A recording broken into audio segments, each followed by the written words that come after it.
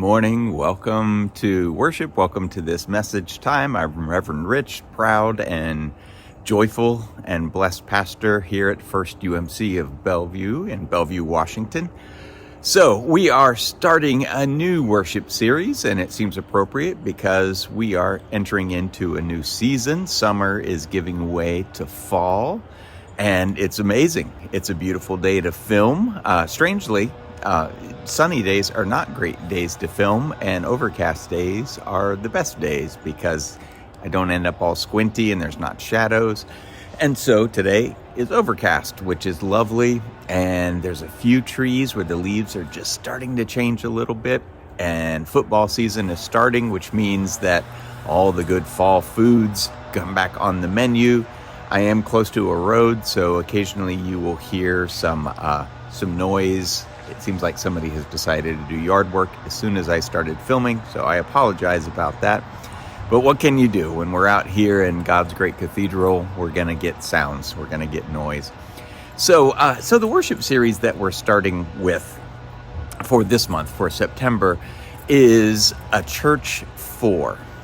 And in this, we're exploring why we exist as a church, why we exist as a congregation. And this is not just for First UMC of Bellevue, but for all of our faith communities. So whatever faith community you might belong to, it's important periodically to ask why we exist. What are we here for?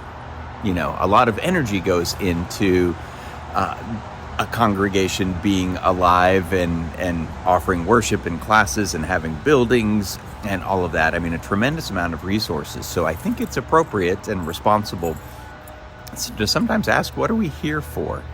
And so that's what we're doing. And as we do this, I think it should give us an opportunity, at least that's the plan, to get in touch with our roots, get in touch with the raison d'etre, you know, the reason why we exist, or the reasons, because there's more than one. So today we're starting off talking about what it means to be a church for people, a church for the people. And this is a topic, I have to admit, that's near and dear to my heart. And I think I say that every week. So obviously they're all near and dear to my heart, if that is possible. I guess I wouldn't be talking about them if they were meaningless to me. So I think my job this morning is to try to convince you that this topic is important as well.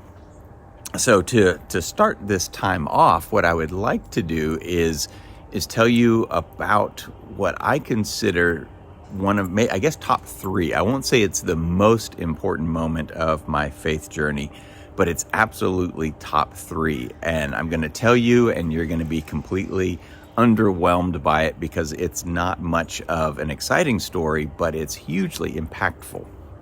So when I was a young man, I went back to church. Well, I was an adult. I was in my late 20s and was raised in the church. In some ways, I was baptized in the Methodist Church as an infant and went a little bit as a kid and went on Christmas and Easter, but my world revolved around soccer. And the more that grew, Sundays were for soccer. That's just how it was in my life and in my household, you know, the household to which I belonged. It wasn't mine when I was 10. And and I spent a lot of years outside of the church, and I spent a lot of years, honestly, pretty critical of the church. And yet there was a call there, and yet I knew that it was part of my story, part of who I was. And so when I was in my late 20s, I went back to church. And I went back because I felt like something was missing in my life, and went back and found a spot in the back of the sanctuary and plopped down on a pew and listened and absorbed and consumed what they were offering. And that was good. I heard some things that I hadn't heard before, and I encountered a community that I was surprised by in its diversity and delighted in. And then after, 3 months, 6 months, I'm not sure. I'm not really good with time frames, but I had been there for a while. Something hugely important happened to me, and that was somebody asked me to help with ushering. And that's pretty underwhelming, right? I mean, that's not like, whoa, that's amazing, Rich. Somebody asked you to usher. I mean, that's what happens when you go to church for a while. Eventually somebody asks you to do something. But it changed my church experience, which then informed my faith experience. Because what it did was move me out of the pews and sitting and listening and consuming, and I'm using that word on purpose, to serving. And it wasn't that long before I went from serving as usher to serving as liturgist once. And then the pastor asked me to help with communion, and I experienced that amazing thing, that amazing moment where you are serving somebody communion. And it changed the trajectory of my life. And that sounds dramatic, but I think it's true that I discovered something in the faith journey when I began serving that was absent when I was consuming. And so when we talk about becoming a church for the people, I think we have to start with our own motivations of why we go to church. Now, I'm going to tell you one of the most frustrating things in being a pastor. There's a lot of wonderful things, so I'm not going to have a long list of frustrating things. Top of the list, and this is to all you church people, stop serving bad coffee. If you're serving coffee at church, at least make it good coffee. If you can see the bottom of the cup through the coffee, it's not good coffee. Stop buying the cheapest thing you can get and serving it to people. That's my number one frustration. It's the bare minimum we can do is to serve good coffee. And there's so much good coffee out there these days, so come on now. So, second frustration is trying to get everyone's worship order right. And by order, I don't mean like getting the pieces in the right temporal order for the worship service, like putting the call of worship or something that should be at the beginning, at the end. Like, I can do that. I've done this for 20 years now. What I mean by that is that everyone approaches worship with a request. And it is often like some people come and they want traditional with organ and the Apostles' Creed and the Lord's Prayer. Some people come and they want contemporary and they want some silence. Some people come and they want to clap their hands and emote and sing. And most clergy are in this position of deciding what goes into worship, knowing that everyone is consistently annoyed and disappointed and, and where that comes from, sadly, and I want to maybe tragically, is that most of us, and I consider myself this way because this is how I began attending church, was as a consumer. That I went to see what I would get out of it. And on one level, that's fine. Sorry, I got a cobweb on me and it's tickling. On one level, that's fine because we often go to church, and especially when we return to church, because something's in our life where we need fed, we need healing, we need inspiration, we need something. And that's fine, for a time. But some folks, and I don't mean to cast, I don't mean to be mean or pass judgment, but there's folks who have attended church for years and years and years and who have never ushered, never served communion, never taught a class, never prepared a pot of coffee. Like they have gone and they've sat in the pews, and that's most of what they've done.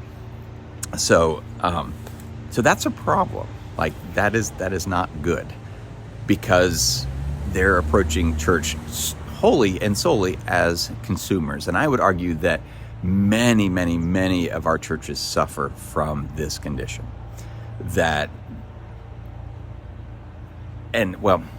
Pause on that thought. A lot of our churches, including the one I pastor, and nearly everyone that I've pastored, probably all of them in my 20 plus years of ministry, have had a similar narrative. They've articulated a similar worry or concern or crisis where they're like, where is everybody? How come we don't get visitors? We want to connect with new people. We want young families with kids, ... And then I look at how we've shaped the church. I look at what we've oriented the church around. And it is not on who's not there. Like we have done our best, and we clergy people are the ones who've allowed this to happen. We've shaped the church around who's already there so that they can get what they are wanting to consume. Does that make sense? So we spent a lot of our time trying to get our congregation's order right, at least in part, so that they're not angry. So we try to offer classes, we try to shape worship, we try to pick music and all of this stuff so that the people who are already there at least aren't angry enough or disappointed enough to leave. And after doing this for a while, I realized that that's a problem. Like, we've allowed church to be about who's already there. And I've said this for years. If your faith would crumble, if you don't get what you're requesting, what you're ordering every Sunday, that's not your fault. That's my fault, right? As the pastor, as the leader, something has gone wrong in your faith journey, in your faith development, if you have to be propped up and for us to get your order right every single Sunday. Like, that's on clergy. So I will take responsibility for that, and I hope my clergy colleagues will as well. But I can't help but think that this is not what church is meant to be, where there's a professional religious person who's trying to appease the people in the pews. Like, that can't be what Jesus envisioned when he started calling the disciples together.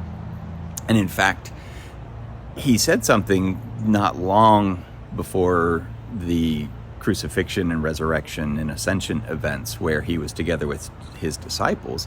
And he very simply said, if you love me, feed my sheep. And that's 3 words, like, feed my sheep. But those 3 words, if we unpack them, if we look at what they actually mean when he said them to his disciples, are hugely instructive for us. I mean, to the core of who we exist as faith communities. That was a confusing sentence, but I think you follow where I'm going.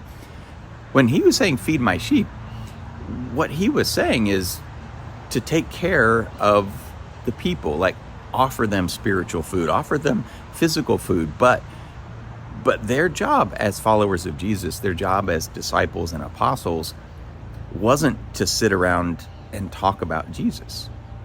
And it wasn't for somebody else to constantly offer them hymns and readings and things like that. Their job was to serve. Their job was to say, who is new into this community? Who is just taking their first steps of faith, and to feed them, or who is coming back to the faith, or who in this moment needs care and healing and attention, and to feed them. And I wonder how many of our faith communities, since we're talking about faith community, to be a church, how many of them can genuinely say that we are oriented around feeding the sheep? And I don't really like sheep, because there's a lot of connotations of, dumb animals, But how many of our churches, including the one I pastor, and we're having this conversation right now, and we will have it Sunday and going forward in all sorts of ways, are oriented around people that aren't already here, right? Like, to me, one of the, well, not just to me, I mean, most biblical scholars would agree that one of the primary ethics that comes through the Bible is hospitality. And hospitality is more than just being pleasant. Hospitality is treating everyone you encountered as an honored guest and putting ourselves in the role of a service industry person. And this is why, number one, don't be a jerk to your waiter, right? Like, it's a hard job, but it's also instructional for us. Like as we come to church, as we walk into church, are we saying, I sure hope I get to hear a hymn that I want to hear today. I sure hope that the sermon is a combination of clever and insightful and short and contemporary and relevant, but biblical? Do we come to church saying, you get what I'm saying. I haven't had enough coffee today. Or do we come with saying, I am going here today because I will likely encounter somebody that needs nurturing. I'm going here today to serve. I'm going here today to take care of people, to teach them if that's my calling and my role, to offer them a listening ear if that's my gift and role. And it doesn't matter if I hear that one particular hymn, like that doesn't make or break my church experience. And so as we talk about being a church for people, I think it's really important that we consider our posture. And I talked about this last Sunday for those who were here in worship at First UMC of Bellevue, that our posture is really important. Are we serving, or are we expecting to be served? And, we live in a time where churches are shrinking, and I've often wondered if this is not a piece of it. That we are such, boy, I'm having trouble with words today. I'm going to keep recording though. We are wired and trained and conditioned, especially in the United States, but in the Western world, as consumers. From the moment we entered this world, everything we encounter positions us and trains us as consumers. When we sit down in front of a screen, we're consuming what somebody else is doing, and most of it is geared to sell something. When we do anything, we are encouraged as consumers. I mean, we're just bombarded with messages. It's just everything we do is like, you are a consumer, you are a consumer, you are a consumer. And sadly, that is often what we bring to church. And we don't even think about it. We come and we're like, I'm ready to consume. I'm ready to place my order. They better get it right or I'm out of here. There has to be a better way, right? There has to be a better way for our faith communities to exist. And there has to be a better way for us. We are more than consumers. And we're taught, this is a Jesus thing, that the best thing we can be, the noblest thing, the grandest thing we can be is not a consumer or a complainer or any of that. It's to be a servant, right? And so if you have been feeling stagnant or stale in your faith life, sorry, somebody's got squeaky brakes.